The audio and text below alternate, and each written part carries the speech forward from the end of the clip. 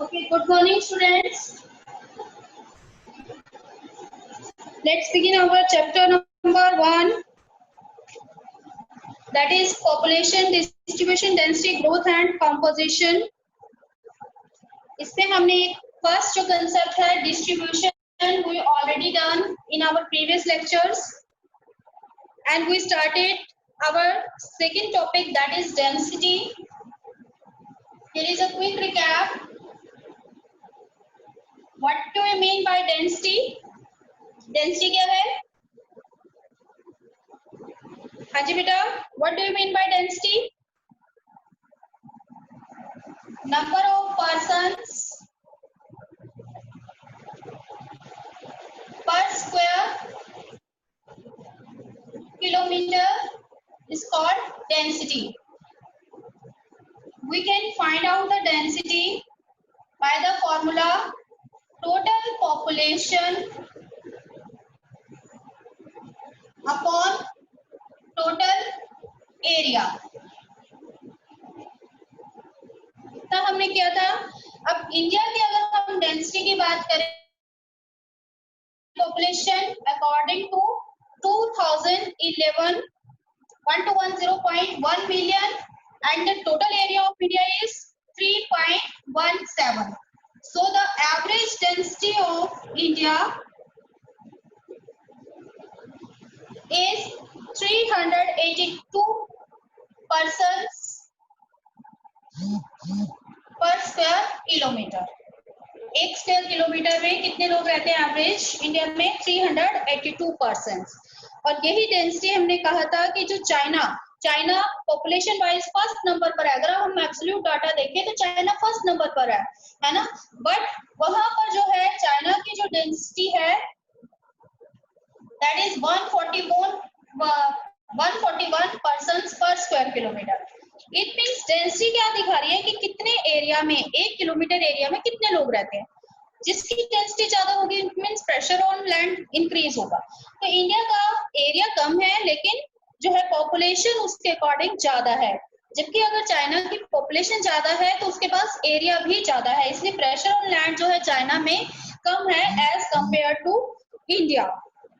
ठीक है, तो इसलिए जब हम कंट्रीज को कंपेयर करते हैं या रीजन्स को कंपेयर करते हैं पॉपुलेशन वाइज, तो हम एब्सोल्यूट डाटा ना लेकर हम क्या लेते हैं, उसकी डेंसिटी लेते हैं. ठीक है, इससे हम जो है उसे इजीली कंपेयर कर सकते हैं. जैसा मैंने बताया था कि इस चैप्टर में आप जितने भी टॉपिक करोगे उसका आप, क्योंकि इंडिया के रेफरेंस में हम ये सारा कर रहे हैं, तो हम उसका स्टेट एनालाइज जरूर करेंगे. ठीक है, तो हमने यहाँ पर इंडिया की जो डेंसिटी है वो देखिए कितनी है, एवरेज डेंसिटी 382. ठीक है, अब इसमें भी हमें विद इन इंडिया वेरिएशन देखने को मिलता है जिसको हम कहेंगे स्टेट लेवल. अगर हम एनालिसिस करें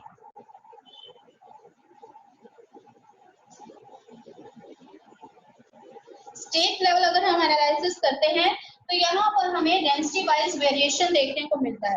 कुछ ऐसे एरियाज में है जहाँ पर डेंसिटी बहुत ही लो है, और कुछ ऐसे एरिया जहाँ पर डेंसिटी जो है एवरेज डेंसिटी से बहुत ज्यादा, यानी नेशनल डेंसिटी से बहुत ज्यादा है. अब सबसे कम जो डेंसिटी है वो आपको पता होनी चाहिए. लोएस्ट जो डेंसिटी है वो है अरुणाचल प्रदेश में.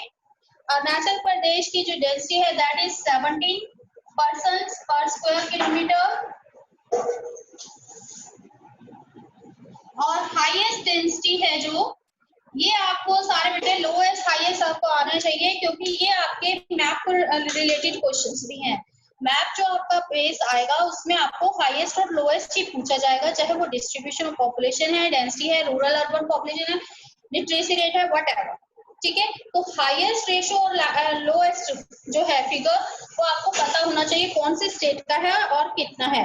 तो हाईएस्ट जो डेंसिटी है that occurs in West Bengal. West Bengal 1027 persons kilometre square, that is highest density. अगर हम बात करें यूनियन टेरिटरीज की तो दिल्ली जो है that is among the union territories. Union territories में दिल्ली में सबसे ज्यादा हाईएस्ट डेंसिटी मिलती है, दैट इज 11,297 पर्सन्स पर स्क्वायर किलोमीटर. आप यहाँ से ही अंदाजा लगा सकते हो कि आप देखते हो कि दिल्ली में एक रूम में कितने कितने लोग रह रहे हैं, मल्टी स्टोरी बिल्डिंग्स हैं। तो इसका रीजन क्या है, क्योंकि वहां पर डेंसिटी बहुत ज्यादा है, 1 किलोमीटर में बहुत ज्यादा लोग रहते हैं, 11,297 लोग, जबकि अरुणाचल प्रदेश में 17 है, वहाँ डिस्पर्स सेटलमेंट्स मिलेंगे। तो इसका मतलब ये क्या हमें देती है कि प्रेशर जो है वो हमें शो करती है।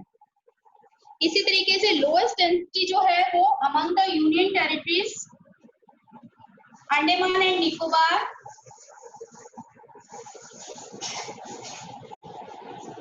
अंडमान और निकोबार में हमें जो है लोएस्ट मिलती है 46 पर्सन्स पर स्क्वायर किलोमीटर। ये आपको मैप पॉइंट ऑफ व्यू से भी आना चाहिए और जनरली भी आपको जो है इसमें जब भी आपको स्टेट वाइज एनालिसिस दिया जाएगा या डेंसिटी पर क्वेश्चन आएगा तो आपको ये सारी चीजें लिखनी होंगी। ये तो हमने की मैक्सिमम की बात, जहां पर हमें जो है हाईएस्ट या लोएस्ट डेंसिटी मिलती है। जैसे मैंने आपको बताया था कि हम किसी भी चीज को 3 कैटेगरी में रखेंगे, हाई, लो और मीडियम। तो लो जो है डेंसिटी एरियाज कौन से हैं, जहां एवरेज डेंसिटी यानी 382 से भी कम हमें डेंसिटी मिलती है। तो लो डेंसिटी एरियाज जो है, लो डेंसिटी, फिर यहाँ पर हम कहेंगे मीडियम और हाई। वही हम 3 कैटेगरीज लेंगे स्टेट वाइज एनालिसिस करने के। तो लोएस्ट डेंसिटी जहां पर एवरेज डेंसिटी से भी कम मिलती है, that is north and north eastern states.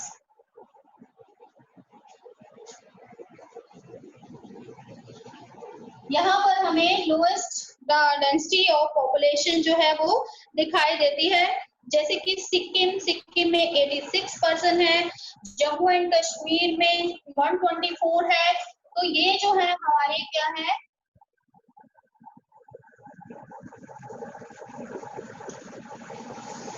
जो नॉर्थ और नॉर्थ ईस्टर्न स्टेट्स हैं वो हमारे कौन सी कैटेगरी में आते हैं, लो डेंसिटी एरिया में। मणिपुर में 122, ऐसे ही नागालैंड में 119। तो सबकी जो डेंसिटी है वो एवरेज डेंसिटी से कम है and that comes under the low density area. Next is medium.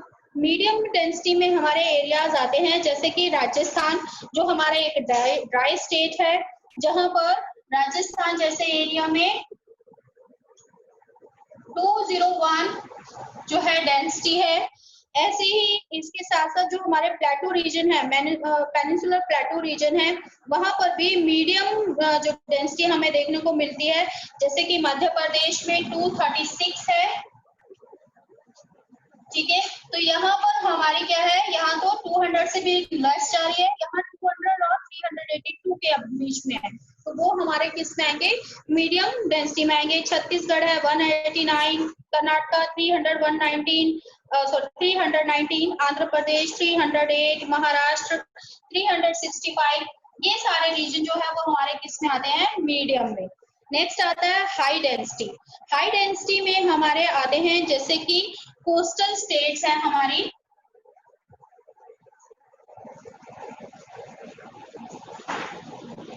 इसमें हमारे आते हैं coastal states like Tamil Nadu, Kerala. यहाँ पर हमें हाई डेंसिटी का कंसंट्रेशन मिलता है केरला में, तमिलनाडु में 555। एवरेज डेंसिटी से कई ज्यादा जो है यहाँ पर हमें डेंसिटी देखने को मिलती है। इसी तरीके से केरला में जो है वो 59 पर्सन पर स्क्वायर किलोमीटर रहते हैं, that also concentrate high density of population. इनके अलावा कोस्टल एरियाज के अलावा जो हमें हाई डेंसिटी मिलती है वो मिलती है हमें नॉर्दर्न प्लेन में। नॉर्दर्न प्लेन एरिया जो है वो भी हाई डेंसिटी कंसिस्ट करता है, जिसमें मेनली जो स्टेट्स हैं that is Haryana, West Bengal. ये सारे जो एरियाज हैं, हरियाणा जो है उसमें डेंसिटी है हमारी 573,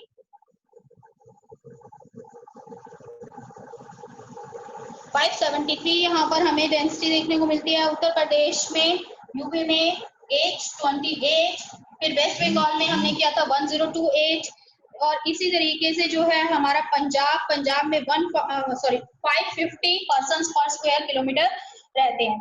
तो इस तरीके से हमें यहाँ पर इन स्टेट्स में एवरेज डेंसिटी से ज्यादा कंसंट्रेशन मिलता है and that goes to high density population area. That is the state analysis. अब इस वेरिएशन के क्या रीजंस हैं, या आपसे कई बार 1 नंबर में या 3 मार्क्स में ये क्वेश्चन पूछ लिया जाता है, what are the main reasons of the variation in density. Same reasons जो है वो एप्लीकेबल होते हैं पॉपुलेशन डिस्ट्रीब्यूशन के, कि पॉपुलेशन डिस्ट्रीब्यूशन अनइवन क्यों है, इसके हमने रीजंस किए थे। सेम रीजंस यहाँ भी एप्लीकेबल होते हैं, जिनमें हमारा सबसे पहले आ जाता है रिलीफ, सेकेंड आता है क्लाइमेट, ठीक है, उसके बाद आता है वाटर, सॉयल, ये सारे फैक्टर्स हम ऑलरेडी डिस्क्राइब कर चुके हैं, we already discuss it many times. Agricultural productivity, अब ये तो है जो है वो कुछ रीजंस के डेंसिटी को जो है इफेक्ट करते ही हैं, क्योंकि पॉपुलेशन वहीं ज्यादा रहेगी, जहां ज्यादा रहेगी पॉपुलेशन वहीं डेंसिटी भी ज्यादा होगी, ठीक है। Beside these factors, some other factors also responsible for the high density, like Delhi में ये सारे factors इतने नहीं suitable हैं, वाटर सप्लाई की वहां पर जो है शॉर्टेज मिलती है, सॉइल नहीं है वहां पर, रिलीफ भी कोई इतना वो नहीं, एग्रीकल्चर प्रोडक्टिविटी नहीं है, लेकिन दिल्ली में फिर भी हमें हाई डेंसिटी मिलती है। इसका रीजन क्या है, because of the urbanisation and industrialisation. Due to the 6 factor आ गया हमारा, अर्बनाइजेशन, एंड 7th आ गया इंडस्ट्रियलाइजेशन। तो इन फैक्टर्स की वजह से भी कई जगह पर लोग जो है माइग्रेट होकर रहना शुरू हो जाते हैं, जिनको हमने नॉन फार्मिंग एक्टिविटीज कहेंगे। तो इस तरीके से वेस्ट बंगाल है, केरला है, दिल्ली है, यहाँ पर ये फैक्टर्स ज्यादा रिस्पॉन्सिबल ना होकर अर्बनाइजेशन और इंडस्ट्रियलाइजेशन के कारण क्या हुआ है, माइग्रेशन हुआ है, जिनकी वजह से उन स्टेट्स में हाई डेंसिटी पॉपुलेशन जो है हमें मिलती है। अब यहाँ पर डेंसिटी को हमने कहा कि ये जो है हमें क्या शो करता है, प्रेशर ऑन लैंड, ठीक है। अब प्रेशर ऑन लैंड भी जो है वो हमें सही आइडिया प्रॉपर इस डेंसिटी से नहीं लगता। हम ज्योग्राफी में 3 तरीके की जो डेंसिटी है, आज तक आप एक ही डेंसिटी जो है वो काउंट करते आए, लेकिन हम ज्योग्राफी में 3 तरीके की डेंसिटी को काउंट करते हैं। There are 3 types of density. First जो है वो हमारी है, फर्स्ट है arithmetical density,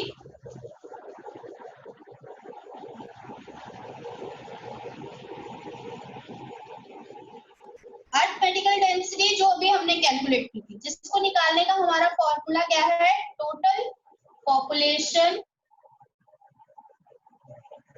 upon total area. इससे हमें पता लगता है कि एक देश में 1 किलोमीटर एरिया में, 1 वर्ग किलोमीटर एरिया में कितने लोग रहते हैं, ठीक है। ओवरऑल कंट्री का हमें पॉपुलेशन का डेंसिटी का एस्टिमेट मिलता है।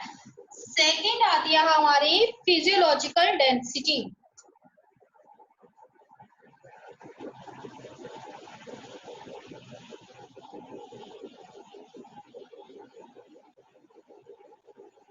यहाँ तो हमें पता लगा कि टोटल लैंड एरिया पर कितनी पॉपुलेशन जो रह रही है, हमें अपने रिसोर्सेज कितनी पॉपुलेशन में डिवाइड करने हैं, इस सब चीजों का हम एस्टिमेट इस डेंसिटी से लगाते हैं। मीन्स अगर हमें ओवरऑल कंट्री की कोई प्लानिंग करनी है तो हम अरिथमेटिकल डेंसिटी को कैलकुलेट करेंगे। सेकेंड आती है हमारी फिजियोलॉजिकल डेंसिटी। अब क्योंकि जैसे कि इंडिया एक एग्रीगेरियन कंट्री है, एग्रीकल्चर बेस्ड कंट्री है, तो हम ये देखते हैं कि यहाँ की जो पॉपुलेशन है उसे एवरेज कितना लैंड एरिया मिल रहा है, मीन्स कितना कल्टीवेबल लैंड एरिया मिल रहा है, कितनी एग्रीकल्चर लैंड जो है एक एवरेज पर्सन को मिल रही है। उसके लिए हम क्या काउंट करते हैं, फिजियोलॉजिकल डेंसिटी। तो ये फिजियोलॉजिकल डेंसिटी हम कैसे कैलकुलेट करते हैं, टोटल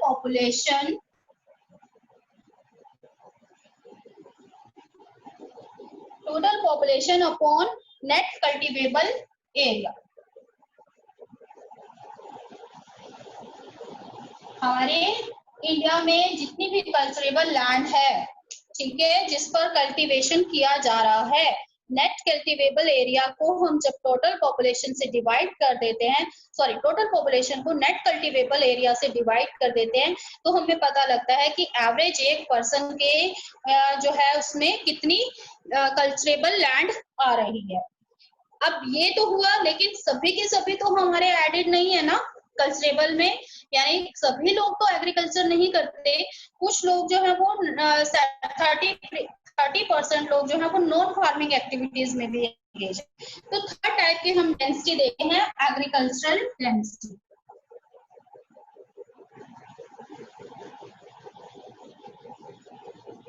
एग्रीकल्चरल डेंसिटी जो है वो हमें क्या देती है कि total agriculture population, total agricultural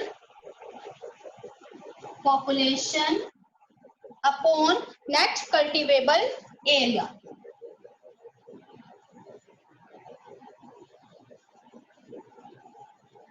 अब ये जो है वो हम किस लिए कैलकुलेट करते हैं, क्योंकि जैसे मैंने बताया कि 70% पॉपुलेशन एग्रीकल्चर पर डिपेंड करती है, तो जो पॉपुलेशन एग्रीकल्चर पर डिपेंड करती है उसे एवरेज कितनी जो है कल्चरेबल लैंड मिल रही है। इसका मतलब क्या हुआ कि एक पर्सन के हाथ में जो है हिस्से में, पूरे इंडिया में एक पर्सन के हिस्से में कितना लैंड एरिया आ रहा है। सेकंड से हमने देखा कि एक पर्सन के हिस्से में कितनी कल्चरेबल लैंड आ रही है एवरेज। थर्ड हमने देखा कि जो एक्चुअली एग्रीकल्चर कर रहे हैं पॉपुलेशन, उनके हिस्से में एवरेज कितनी लैंड आ रही है।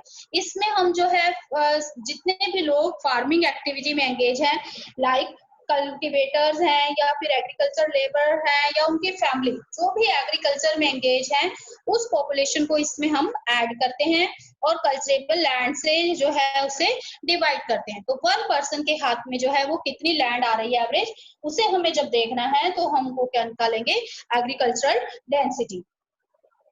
तो यहाँ पर हम जब पॉपुलेशन का लैंड पर, एग्रीकल्चर लैंड पर जब हमें देखना होता है कि कितना प्रेशर पड़ रहा है पॉपुलेशन का, तो हम उसे किससे काउंट करते हैं, फिजियोलॉजिकल और एग्रीकल्चर डेंसिटी से काउंट करते हैं। नेक्स्ट टॉपिक इज अवर, यहाँ पर आपका डेंसिटी कंप्लीट हुआ। Next topic is growth. अब हम देखेंगे ग्रोथ ऑफ पॉपुलेशन।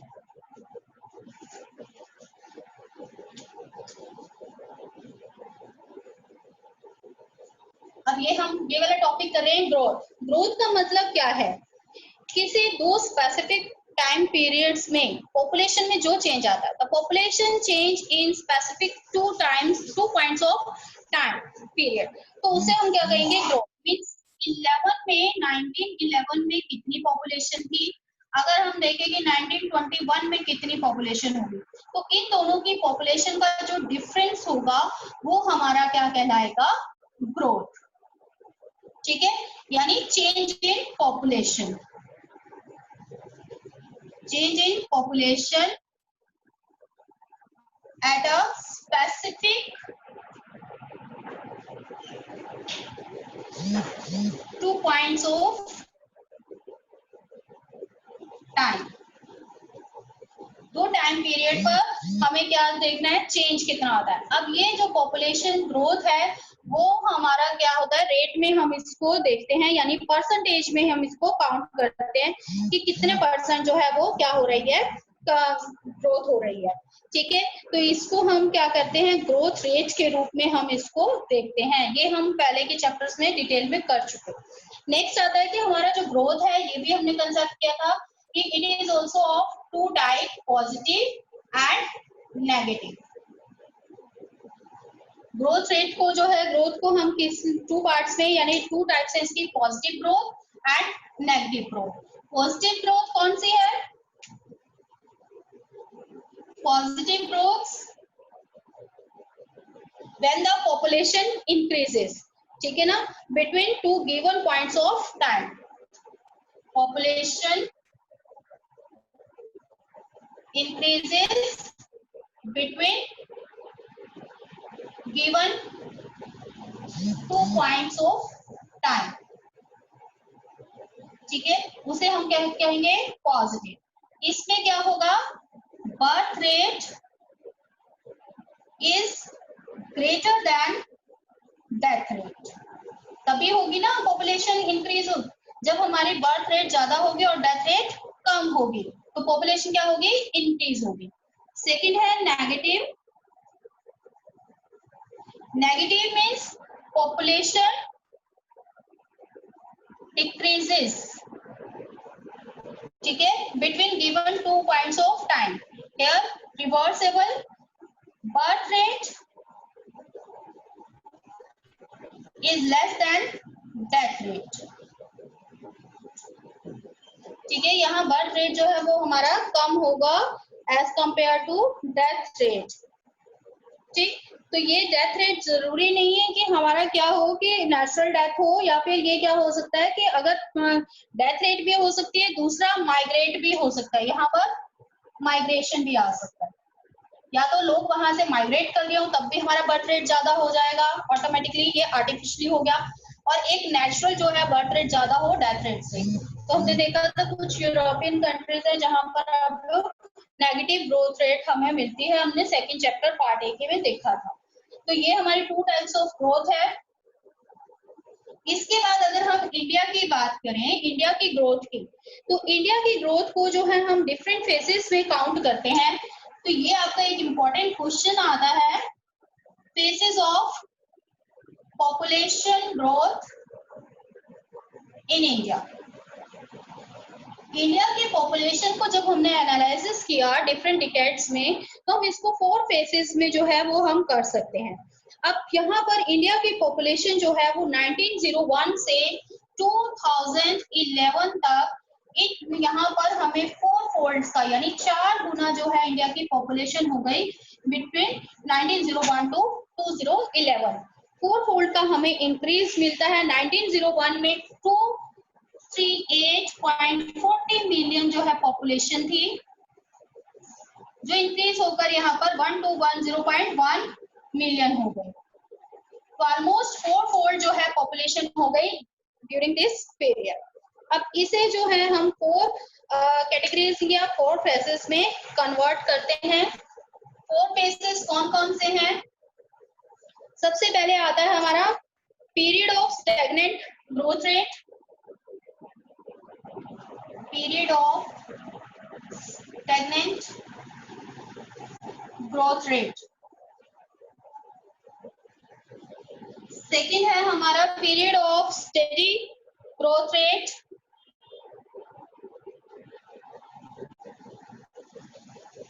थर्ड है हमारा period of rapid growth rate, और लास्ट जो है फेजेस है period of declining growth rate, ठीक है। अब period of stagnant growth rate it counts before 1921। 1921 से पहले का पीरियड हमारा period of stagnant growth rate कहलाता है। सेकेंड पीरियड काउंट्स 1921 टू 51, ये हमारा सेकेंड पीरियड कहलाता है। नेक्स्ट है 1951 to 81 and 1981 to 2011, that is 4 phases.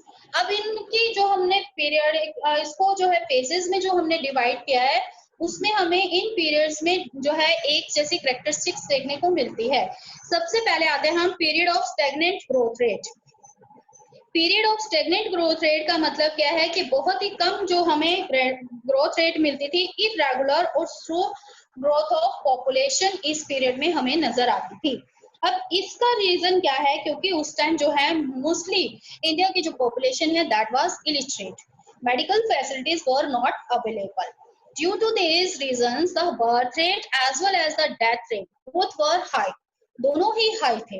लेकिन यहाँ पर हमें एक ट्विस्ट देखने को मिलता है कि जो 1921 का ईयर है, the year 1921, that is called demographic divide.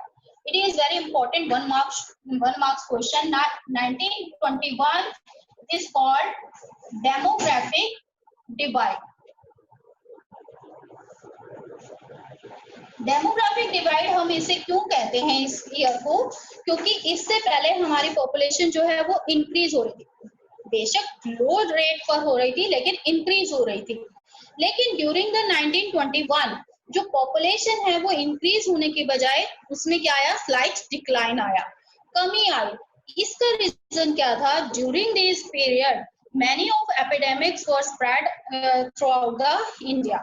बहुत सारे एपिडेमिक्स जो हैं वो स्प्रेड थी, डिसीजेस फैल रही थी, इन्फ्लुएंजा, प्लेग, स्मॉल पॉक्स, क्लेरिया। तो ये सारी चीजें जो हैं उससे क्या हो गई, हमारे इस पीरियड में डेथ रेट इंक्रीज हो गई और हमारा जो है वो क्या हो गया, जो पॉपुलेशन ग्रोथ रेट है वो कम हो गई। इसलिए हम इस ईयर को डेमोग्राफिक डिवाइड कहते हैं। मोर ओवर कि इसी टाइम क्या हुआ था, फर्स्ट वर्ल्ड वॉर हुआ था ड्यूरिंग द 1914 to 18।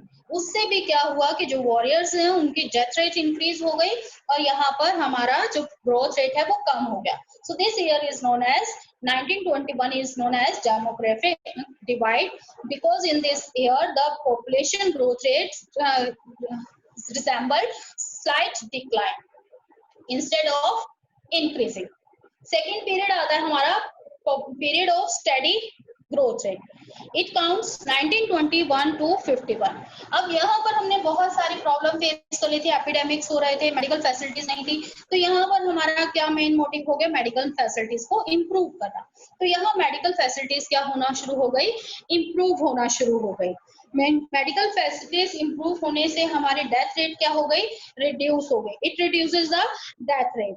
तो यहाँ पर जो पॉपुलेशन है, नो डाउट कि यहाँ पर भी पॉपुलेशन जो है वो बहुत ज्यादा थी। ग्रोथ रेट जो है इस टाइम भी हमारी 47.3% ग्रोथ रेट चल रही थी, लेकिन डेथ रेट में जो है क्योंकि कमी आ गई तो यहाँ पर पॉपुलेशन ग्रोथ रेट क्या हो गई, इंक्रीज हो गई। हमने बहुत सारी एपिडेमिक्स को जो है वो कंट्रोल कर लिया और जो हमारी सैनिटेशन और मेडिकल फैसिलिटीज है वो इम्प्रूव होने लगी, फूड सप्लाई होने लगी, फूड शॉर्टेज जो है वो बंद हो गई। तो इससे जो है डेथ रेट डिक्लाइन हो गई और ग्रोथ रेट इंक्रीज हो गई। तो डेथ रेट डिक्लाइन हुई, इसलिए इस पीरियड को हम mortality induced mortality induced growth भी कहते हैं। This period is known as mortality induced growth, जहां पर जो ग्रोथ रेट है वो किसके कारण हुई, मोर्टेलिटी रेट के डाउन आने के कारण। थर्ड पीरियड आता है period of rapid. Rapid means जिसमें बहुत ज्यादा तेजी से ग्रोथ रेट हुई 1951 to 81। अब यहाँ पर क्या है कि अभी भी लोग अवेयर नहीं थे बर्थ की तरफ, तो बर्थ रेट तो एज कंटिन्यू चल रही थी लेकिन डेथ रेट और भी कंट्रोल हो गई। लोगों के पास जो है उनका लिविंग स्टैंडर्ड बनने लगा, पहले से भी ज्यादा मेडिकल फैसिलिटीज होगी, सैनिटेशन फैसिलिटीज हो गई। तो इस 30 पीरियड्स में 30 इयर्स के पीरियड में जो ग्रोथ रेट है वो अब इंक्रीज हो गई थी 89.36%। इस रेट से ग्रोथ जो है हो रही थी पॉपुलेशन की, इसलिए इस पीरियड को हम क्या कहते हैं, रैपिड ग्रोथ रेट पीरियड कहते हैं। यहाँ पर जो एवरेज ग्रोथ रेट थी हमारी क्या थी, 2.2% पर एनम की थी। इस रेंज से जो है वो ग्रोथ हो रही थी पर ईयर की। तो यहाँ पर इम्प्रूवमेंट हुई हेल्थ फैसिलिटीज में, डेथ रेट डिक्लाइन हुआ, लिविंग कंडीशंस इंक्रीज हुई, बर्थ रेट जो है अभी एज टीज था। तो इससे क्या हुआ कि हाई नेचुरल इंक्रीज आया पॉपुलेशन में, इसलिए इसको हम क्या कहते हैं, fertility induced growth. That period is known as fertility induced growth.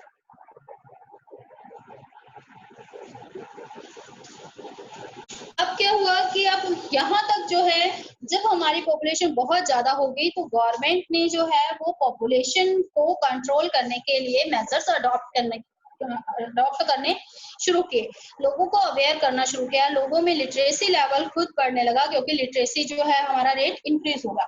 तो लोग जो है लिटरेट होने लगे, अवेयर होने लगे स्मॉल फैमिलीज की तरफ।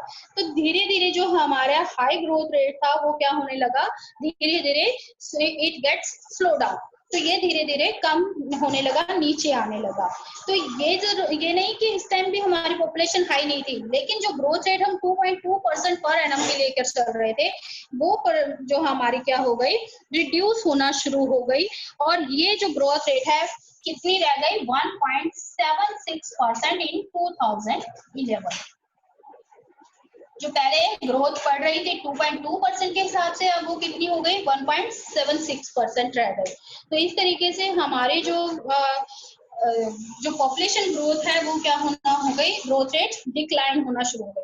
ग्रोथ डिक्लाइन नहीं हुई, ग्रोथ रेट डिक्लाइन होना शुरू हो गई। So this is the positive indicator of the official efforts of birth control and people's own inclination to opt for smaller families, कि लोगों की अवेयरनेस और गवर्नमेंट के जो एक्शंस हैं उनका ये रिजल्ट था कि हमारी ग्रोथ रेट जो है वो कम होना शुरू हो गई।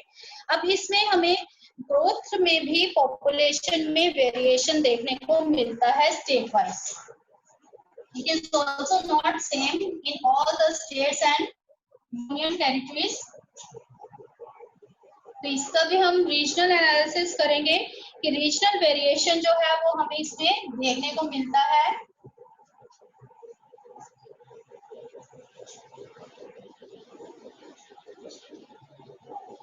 रीजनल एनालिसिस की बात करें तो हमारे यहाँ की एवरेज जो ग्रोथ रेट है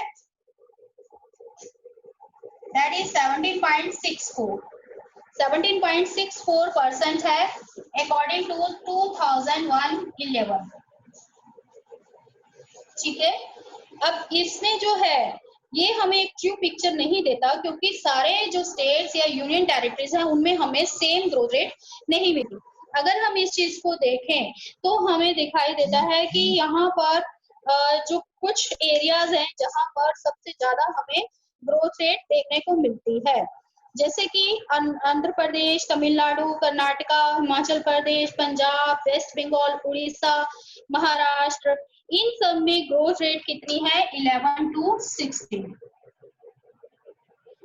ठीक है, तो यहाँ पर हमें हाई कंसंट्रेशन जो है ग्रोथ रेट का मिलता है। सबसे ज्यादा जो अगर हम बात करें यूनियन टेरिटरी की तो दादरा एंड नगर हवेली,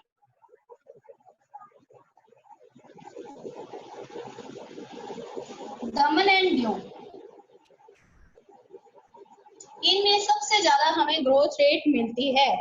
यहाँ पर हमें ग्रोथ रेट 55.5% और इसमें हमें ग्रोथ रेट मिलती है 53.54% की ग्रोथ रेट जो है वो हमें union territories Dadra and Nagar Haveli और दमन दीव में मिलती है। अब लेकिन अगर आप देखो तो स्टेट वाइज अगर हम देखें तो नागालैंड 1991 2001 में यहाँ पर ग्रोथ रेट थी 64.53%, लेकिन 1919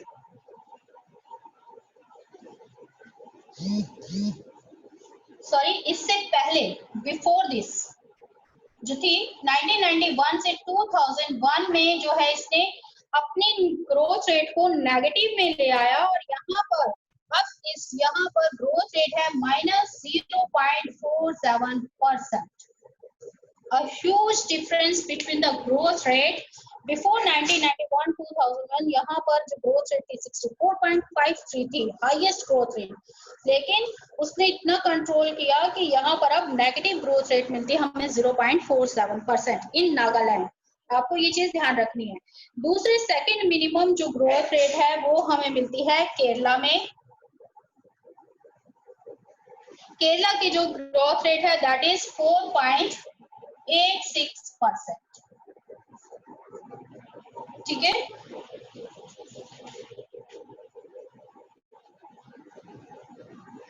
अब ऐसे ही कुछ एक जो है वो बहुत पॉपुलर स्टेट्स हैं जहां पर हाई ग्रोथ रेट हमें 20% मिलती है, जैसे कि बिहार, जम्मू कश्मीर, छत्तीसगढ़, झारखंड, इन सभी में 20% से अबव हमें ग्रोथ रेट मिलती है। कुछ ऐसे एरियाज हैं जहां पर पॉपुलेशन बहुत कम है लेकिन ग्रोथ रेट फिर भी बहुत ज्यादा है, जैसे कि हमारी ईस्टर्न स्टेट्स है, मेघालय, अरुणाचल प्रदेश, जहां पॉपुलेशन तो बहुत कम है लेकिन ग्रोथ रेट यानी वहां पर बहुत ज्यादा है। So this is the regional analysis. So students, if you